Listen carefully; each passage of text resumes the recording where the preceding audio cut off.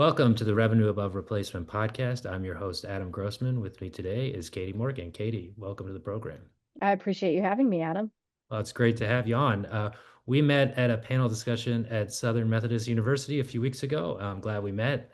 Looking forward to the students learning more about you. But let's start where we always start, which is tell us a little bit more about your background and how you got to your role within the Texas Rangers. Absolutely. So I went to Tarleton State University, which for those of you who do not live in Texas, that's in West Texas, a smaller university, but I did play 4 years of basketball there. And that's important to my story because I quickly learned that I did not want to be a coach, but sports was really where my passion was. And when I was trying to get into the industry, really the only jobs that were available were sales positions. So I put my hat in the ring for various inside sales positions and happened to interview and land at the Rangers. So I was an inside sales rep for about 2 months. And I realized very quickly, while I am good at talking to individuals, I was not great at convincing them to buy things from me. So the second we had a CRM position open up, which was relatively new in the industry back in 2008, I jumped at the chance to interview for that position. And really, I say that's when my data journey really started to happen. So I oversaw our CRM infrastructure for just our sales team. At the time, only our sales team utilized the platform. But I also was responsible for the reporting for our sales department. So that's really when I honed in on my early data skills in Excel, and those have grown infinitely since then, thankfully. But I stayed in that role for 4 to 5 seasons. And then my first boss, who you may be familiar with, a gentleman named Andy Silverman, who works at the American Airlines Center, asked me to come work for him to set up their CRM infrastructure. So I went and worked with Andy for what I call a short vacation. And I came back to the Rangers about 5 months later in a ticket operations role. But it was a really unique role because we had just had the opportunity to access our ticketing system data in a raw format. So they had an Oracle server at the time. We got access to it and they brought me back to be on a team of four, one of us from four different departments who really started standing up what we call our early analytics. And it really wasn't analytics, it was real-time reporting, which was unheard of at that time. So that's really when our business analytics team formed in what I would call just a disparate community. So we had a marketing individual, ticket ops, ticket sales, and then IT, who really helped kind of cultivate the data in the server. But when we did that, what we started to do was really build trust with our leaders at the Rangers. And that was really important because we started to build trust in the data that we had, which is what sparked the flame for the creation of our business analytics team in 2018. So we created a formal team. I was asked to lead that department. At the time, we were three individuals. In 2019, I will call us three and a half because the CRM role started reporting hybrid to both myself and our SVP of ticket sales. And now in 2025, we are a department of six. So we have doubled in size since our inception.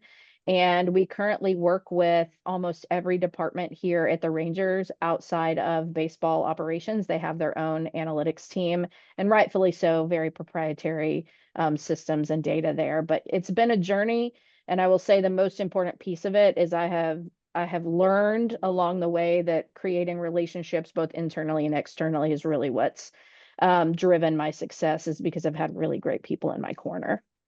Well, we definitely want to get to that last point, but before we get to that last point and every other point that you made during we're talking about it, we'll start at the beginning because you mentioned some terms. So we have a lot of people who are entering the sports industry or they're looking for the first job, sports industry or otherwise.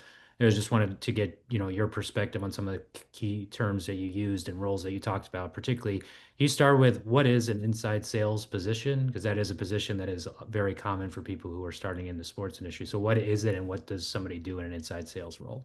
Yeah, really good question. So an inside sales position is really an entry-level sales position at most sports industries. And in those roles, you're really cultivating new sales skills. At least our vice president that oversees that area really hires fresh and green individuals, and he wants to be able to teach them how to sell and really the basics of selling.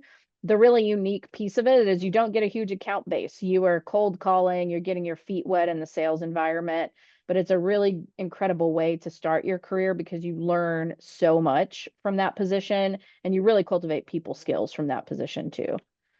So when you say you learned so much, obviously cold calling is a very difficult thing to do. So Hmm. what would you say you learned from cold calling that either impacted your career then or impacted your career as you progressed and even today?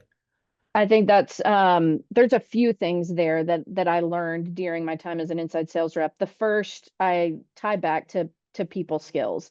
While yes, I could hold a conversation, I learned really quickly that listening was really of the utmost importance as I'm trying to sell something to somebody, but it also impacts everything I do every single day. So I really had to take a step back and listen to what they were telling me that helped me provide the right path in the sales cycle.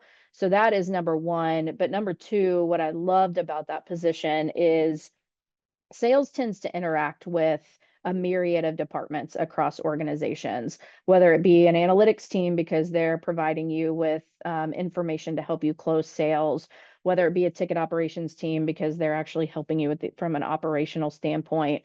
You just have so many opportunities to meet people and learn about what they do, which can impact your position both from a sales perspective, but ultimately where you head in your career. I think those are the two key takeaways that I had from my time as an inside sales rep. And you mentioned obviously data, CRM. So can you explain also like what is a CRM solution? Why is it so important in ticket sales or sports sales more generally? So CRM stands for customer relationship management. The two main platforms out there are the most popular, Salesforce and then Microsoft Dynamics. We've utilized both at the Rangers, so we have a pretty good running knowledge of both, currently a Salesforce shop. But it's really important for sales reps in particular because it's how they organize their day and they keep records on all of the individuals that they talk to, whether it be season ticket members, whether it be new leads that they are cultivating, whether it be a campaign that we're sending out for them. That's really where all of the information lives for our sales team day to day. And that's the first platform that they pull up.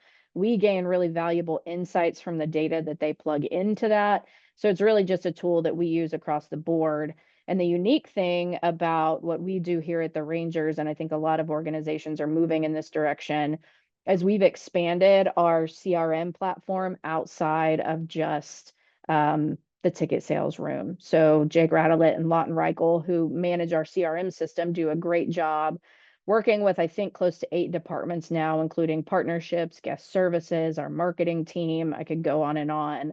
But we've really grown that infrastructure. So now it's almost a hub for 75% of usable and really informative personal behavior and customer behavior that we use on a myriad of projects.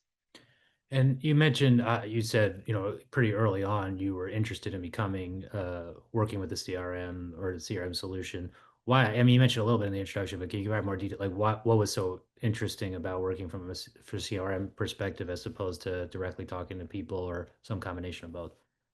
For me at the time, it was relatively new to the Rangers, and it was something that I could take and run with and make an immediate impact for the organization. And that was a really exciting prospect for me. But as I got into the CRM platform and also kind of the larger data analysis that I have started doing back then and continue to do now in my current role, um, what I found is there is no monotony in the data analytics world. What I did in the CRM system and what I do now changes every single day, and the ability to impact the organization in a multitude of ways and touch a multitude of departments was really enticing to me. It's my favorite part of what I do is just having those relationships with other departments and really impacting their business processes.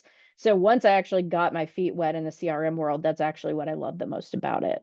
And then that's a question we talked about or I alluded to earlier about coming back in terms of building relationships, but particularly early on in the process with CRM, people can be a little bit of, for lack of a term, afraid of data or not know, Mhm. totally understand it. So when you first started building those relationships, how did you communicate what the CRM solution could do and how it could impact their jobs in a way that particularly non-quantitative audiences could understand? So I think this is a great question, both for CRM infrastructure, but data analytics as a whole. What we try to do and what our strategy was, both with CRM and in 2018, when our larger group was created, is we started with low hanging fruit. So we thought about how we could impact these individuals to make their day easier, whether that be from a processes standpoint or from a reporting standpoint. And what we found is if we started with the easy asks, so 2 less clicks to get to a lead, or this report that I get once every morning, I want to get 3 times a day. When we got those little things set up, it started to build this inherent trust that, yes, this can be helpful to me. It's not just something that we're using to track what I do every day. This can be helpful to me.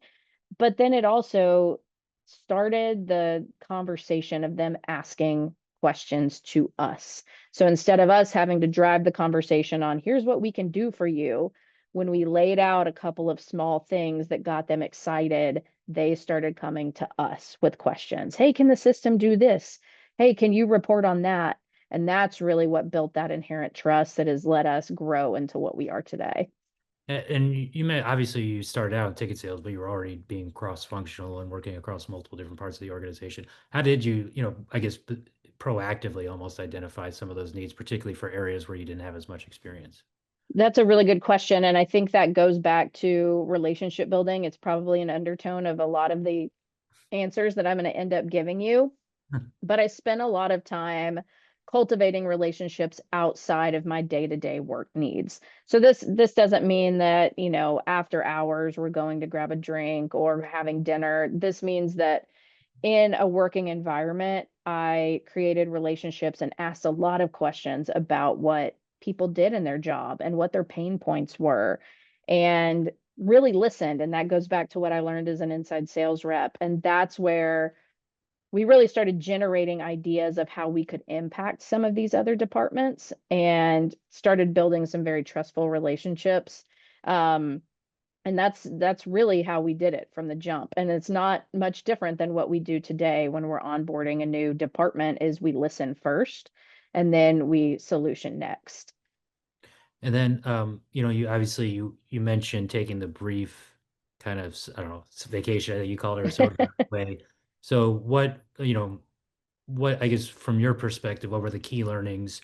A, just kind of walking away from a little bit, and then B, kind of what were the key learnings, even just from doing that project, which was a little bit obviously different than what you were doing day to day at the Rangers. hmm So the reason I took on that opportunity was one, because, I had known Andy for years and really trusted his leadership, but also part of what I would be doing is also working with the partnerships team, not necessarily in a full-on services role, but a little hybrid. So not only would I be standing up CRM for the larger organization, but I would be working with the partnerships team, both on onboarding new accounts and the services role there, but also streamlining their reporting infrastructure.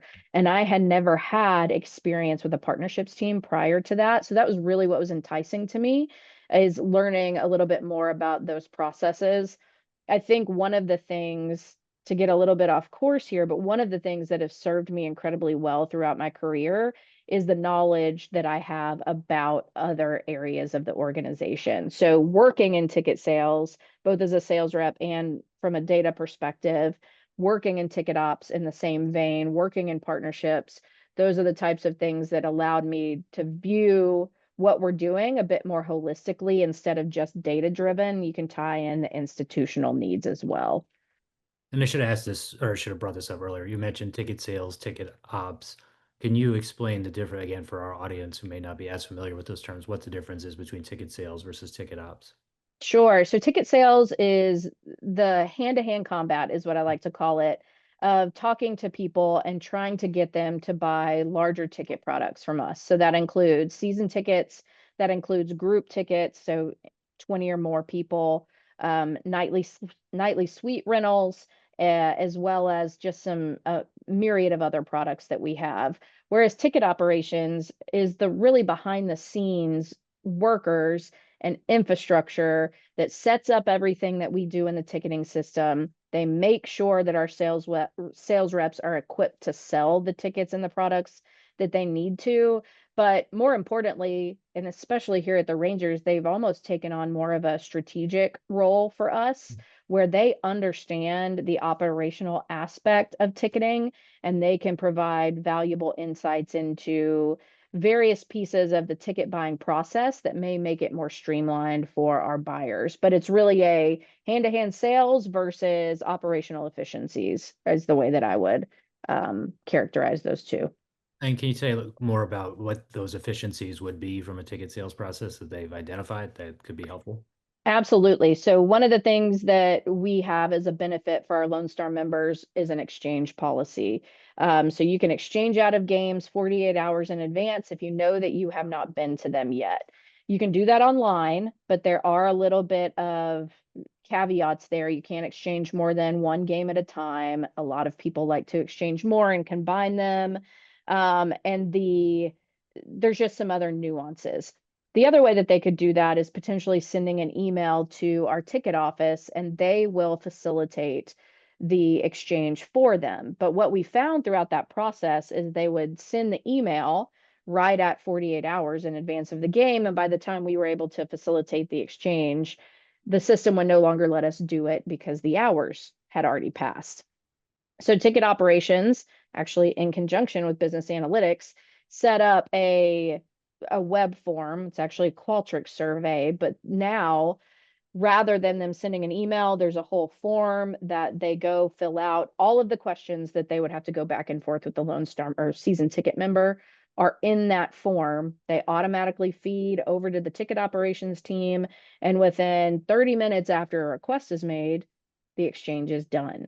And that was one of the biggest complaints that we had from renewals was that the efficiencies of exchanges just wasn't there. So we've changed that process, and it's really going to, what we hope, impact our renewal rates moving into next year.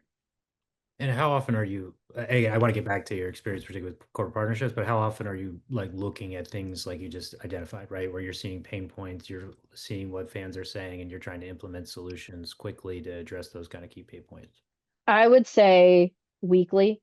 Wow. The really great thing about what the Rangers setup looks like now is that ticket sales, business analytics, marketing, and ticket operations are in lockstep. So we have 2 weekly meetings that those teams are in where we talk through those types of pain points and solutions and ways to not only impact season ticket members, but just our ticket purchasers in general. So those are weekly meetings that we talk about these things. That doesn't necessarily mean we have a solution in place every week, but they're consistently front of mind. And that's really important to what we do because we want to become a top 5 franchise. And to do that, we have found that you can't remain in these very siloed departments, that you have to be in lockstep. You have to communicate. Sometimes those conversations can be difficult. You have differing opinions, but the ultimate goal is to give our fans the best experience possible from the time that they purchase a ticket to the time they leave this building. And we all have to be in constant communication to be able to do that. So you mentioned again, it can be difficult or there can be, some challenging conversations. How do you guys move past the friction, right? How do you guys create alignment so that people do kind of row in the same direction? So I think leadership is incredibly important to that. And it really starts with our chief business officer who has set a standard for us that we want to become and we will become a top 5 franchise in Major League Baseball. That is our goal and our North Star. So having that is kind of the goal of every conversation we have helps guide us through some of this because we have an ultimate end goal, right? And everything we do points in that direction. But I think, again, I go back to relationship building that as long as you are treating people with respect and you are creating meaningful relationships outside of just this day-to-day interaction we have, where maybe we have to have difficult conversations, it helps everybody not take things personally, right? And we all know that the ultimate goal of that conversation that created friction was to better our fans' experience. So that has been incredibly helpful. We haven't always been set up that way. There have been contentious meetings and hard conversations that took a while to overcome, but leadership is paramount to making sure that we can get through that. And it really starts at the top. And you mentioned obviously, and I do want to bring it back now to your time at American Airlines Arena with Andy and leadership. So, and you did mention that as a key reason why you did in the first place, but B, part of what you just talked about here is understanding different departments, and you did say how you worked in corporate partnerships. So, what did you learn in your experience from working at corporate partnerships, and how did that impact either anything about ticket sales or how you helped to formulate the business analytics teams going forward? Really good question. The first thing that I learned is how much work the partnership services team does. Once the sale is sold, and what they have to do to get activations set up and the constant conversations surrounding tickets. Like kudos to those individuals because they do a lot of work to keep partners happy, which is so important to what we do. But what I learned that was even more impactful was the sales process. And I learned how different it is than a ticket sales process. Ticket sales process I thought was long, especially for our larger ticket packages, but there are some partnership sales that can last into a full year cycle. And I don't think that I knew that. I did not know all that went into that sales process. And as we created our analytics team in 2018, one of the first things we did, a gentleman named Brennan DeShera, who actually works for the Tampa Bay Rays now, he oversees their analytics team. He created our first partnership impact survey. And that's the first thing that we did for our partnerships team here at the Rangers. And since that first project, we have grown tenfold in what we provide to them. So that still we do that every single year and it has grown infinitely since then. But now we are also, I would almost say, paramount to their sales process with the data that we're providing them, both from, syndicated research partners, media evaluation, survey data, but also just being able to tie together all of the other information, think concessions, think ticket sales, that could potentially impact that partner's experience with us and eyeballs on their brand. Those are all things that we work with our partnerships team on now that I'm not sure I would have fully understood the scope had I not had that firsthand experience with American Airlines Center partnerships team. And I want to get back to some of the things that you mentioned there, but part of before you obviously could impact the partnership team directly, or you did create or lead the creation of the business analytics team. So can you talk about what that was like and how the Rangers decided, or you decided to help decide that there was a need for that kind of team internally? Absolutely. So as I mentioned previously, back in it was actually 2014 when the four individuals from the various departments really started what I'll call like our reporting journey. We started utilizing Tableau. We tried to take static Excel reports and shift them into Tableau, and that grew as the years went on. And eventually, Joe Januszewski, who was our chief revenue officer at the time, I believe, said, you know what?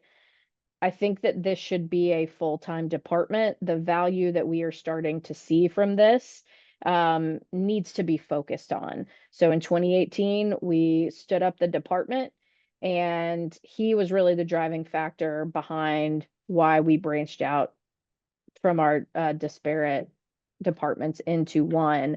And from that point forward, the really great thing is we had his buy-in. So everything that we were doing and we were pushing forward, we had executive level buy-in, which was great and was much needed. And that has since grown significantly. My boss now is our chief business officer, Jim Cochran.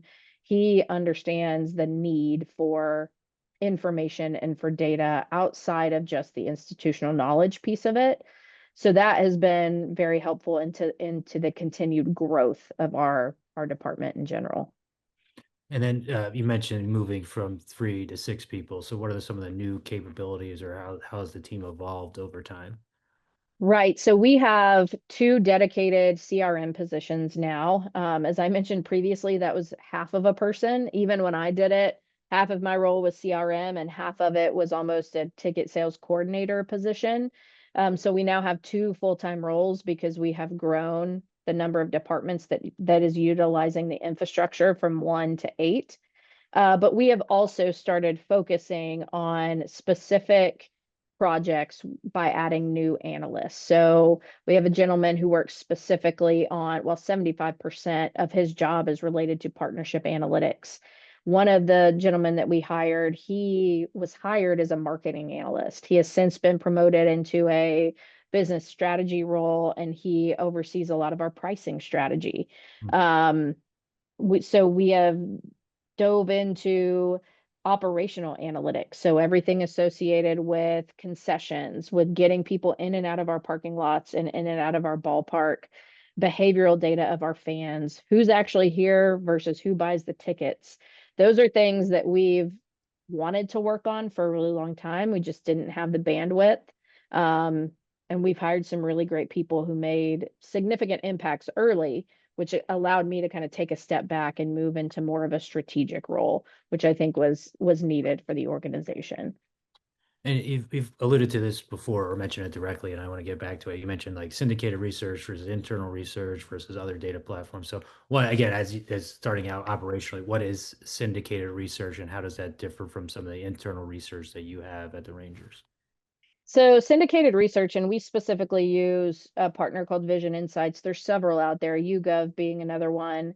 Scarborough is another one where they are polling people, much like political polling, but they've moved it into the sports spectrum, and they are extrapolating insights based on the number of people that they are polling about specific questions.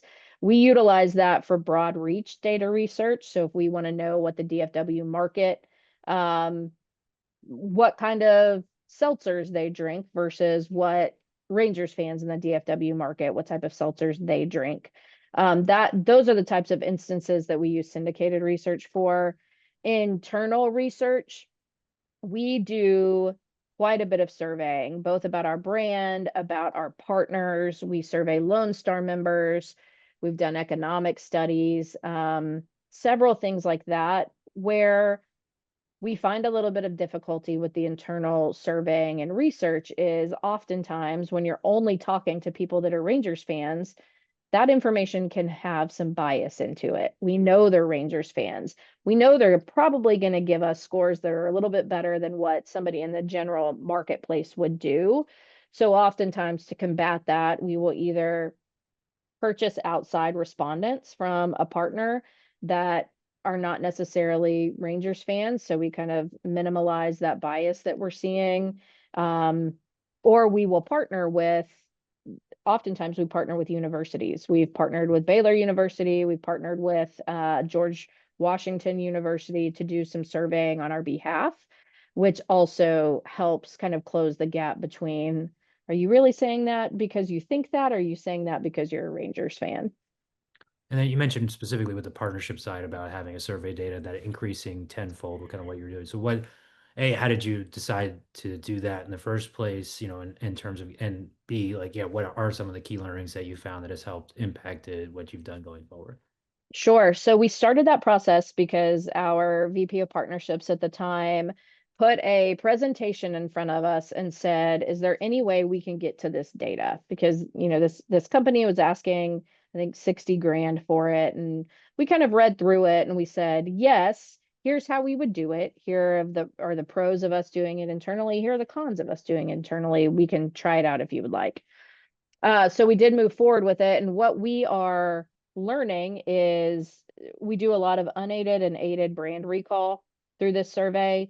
And then we are also doing consideration questioning. So, and then the biggest component of this, which has really driven the most value, is we're doing some brand amplification studies. Mhm. So the usage of Rangers marks and logos or branding a full product with Rangers marks and logos, how does that amplify a patron's decision to purchase? How does it amplify the partner's brand? How do people feel about the brand when they are associated with the Rangers?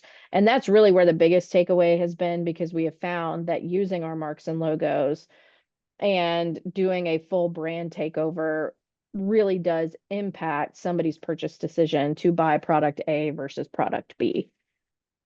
And when you're I guess when you're presenting that into the partners, what's been the response to the partners? Obviously, there can be some, well, you're the kind of like what you were doing before. You're the Rangers, you commissioned. Mhm. Like, how do you and how do you present the data, and what's been the feedback to the data from your presentations?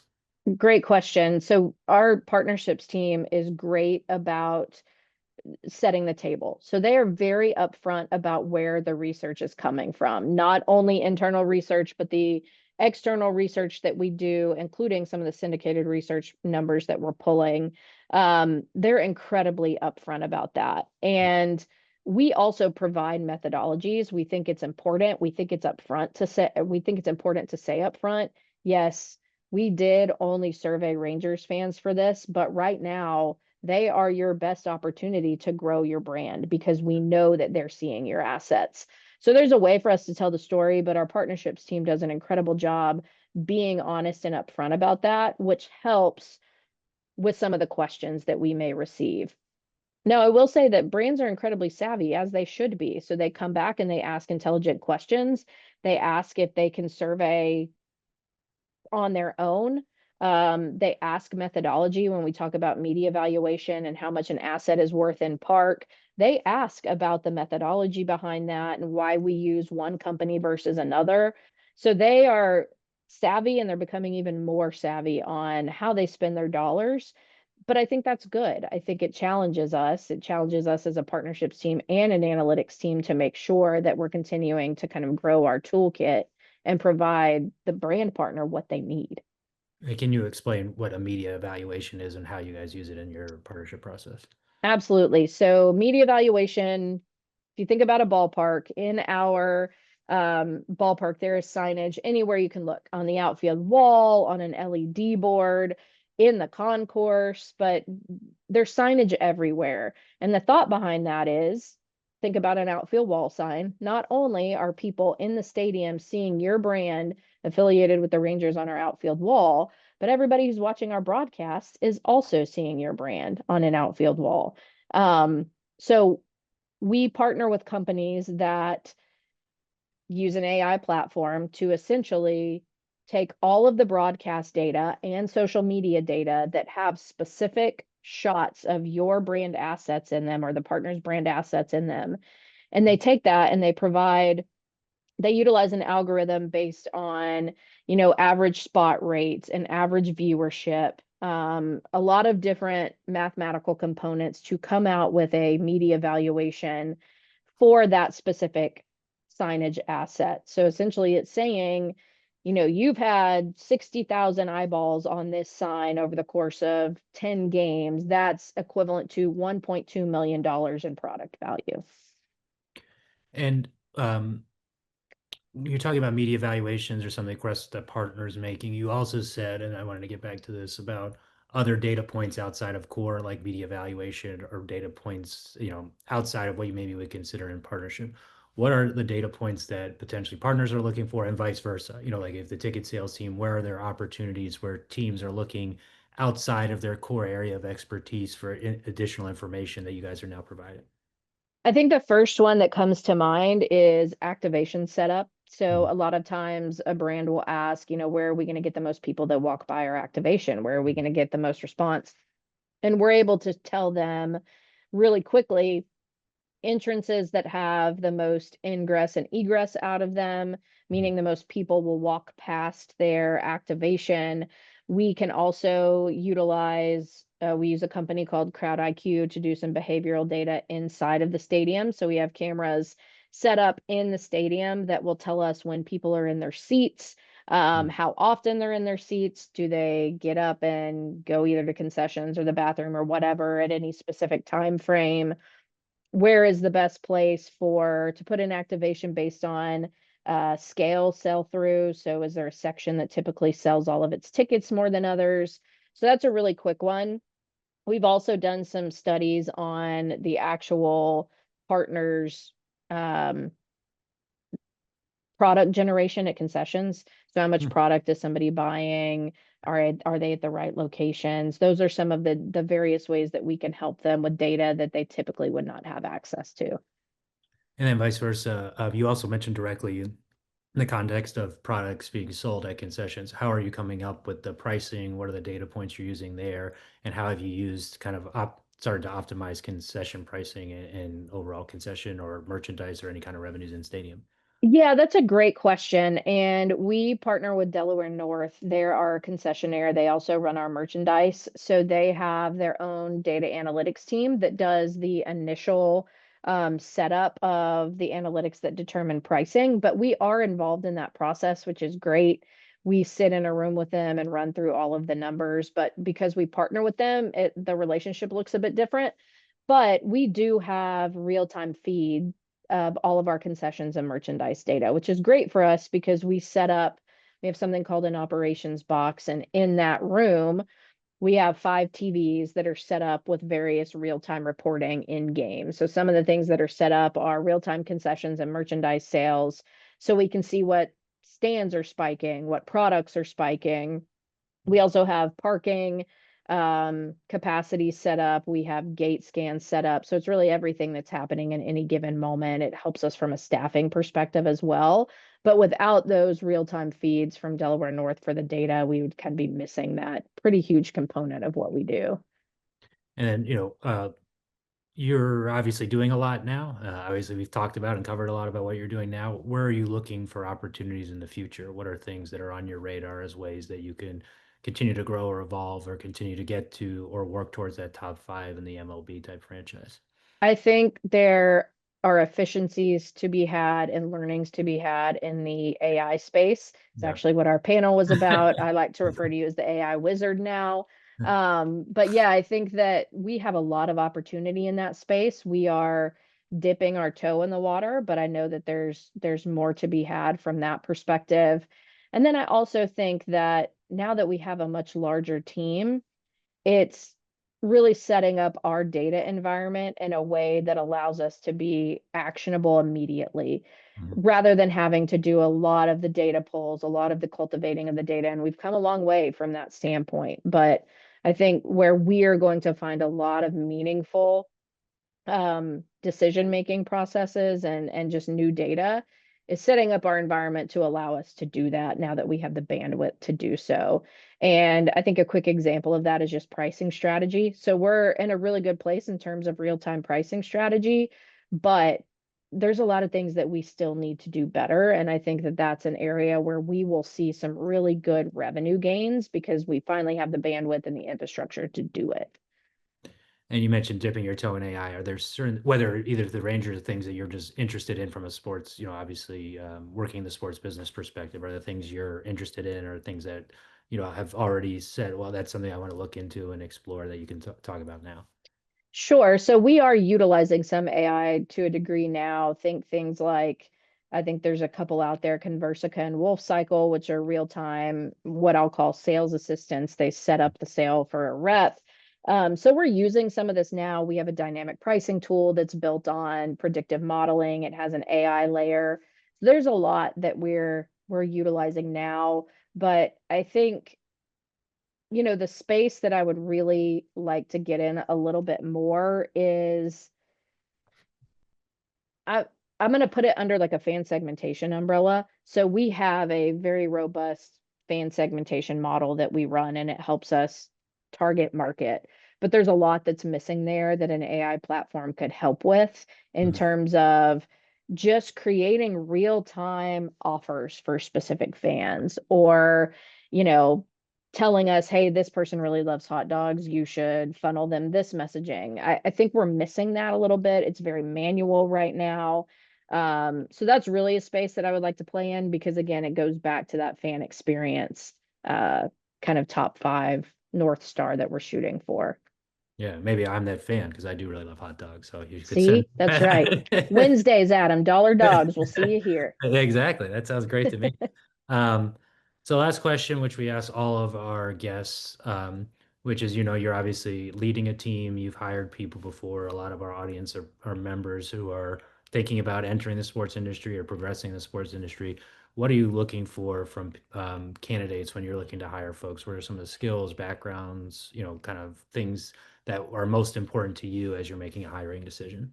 Yeah, really good question. And I think this may differ a little bit than some people who hire for analytics roles, but I'm more so looking for a curious mindset and a moldable mentality. So I want somebody who will come in here and do whatever job we ask of them and be coachable.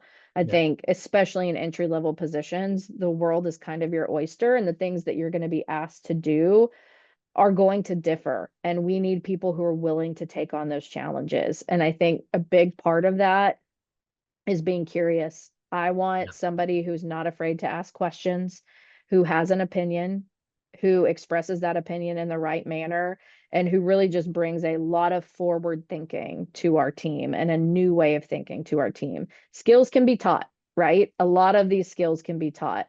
Some of them cannot, some of them you do need to focus on throughout your collegiate career, but some skills can be taught. And we set aside specific dollars to be able to do that. So we're more so looking for that forward thinker, somebody who's going to impact our business from the second that they step foot in here. And I think that goes back to being curious and having a moldable mentality. And how would you, I mean, that is just a difficult for somebody who's in a more junior position or somebody applying for a job. How would you say expressing yourself or expressing yourself or, bringing this new way of thinking? What's the best approach to doing that from your perspective? Yeah, I think I'm going to answer that in two ways. One is obviously in the interview process. I Yeah. think that we have hired people who have set themselves apart because they came to the interview well versed in what we do as a business, things that we already do from an analytics standpoint. And then they had ideas that they had already generated for us. And sometimes we are already doing those ideas, but that's okay. They would have no idea. They would have no idea of knowing that that's what we're doing, but I could tell the preparation and the forethought that they really put into that interview. But I think when you do get the job, that's when, again, I go back to relationship building. You are going, 99% of people that you are going to work with in an organization are open to having conversations with you and open to teaching you and being a resource for you. Because this is a small knit community. And when you get your foot in the door, we kind of take care of one another, right? We want to see each other succeed. So don't be afraid to raise your hand, ask to have a conversation with somebody, get to know somebody better, understand their path for their career, because it's doing you a couple of things. One, you're getting a really great kind of just crash course on how the organization operates, and two, you are creating relationships where you now have allies in your corner as you progress through your career. Yeah. Well, I think that's a great place to end. Katie, thank you for the time. And it was great to have you as a guest on the podcast. Absolutely. I enjoyed it, Adam. Thank you.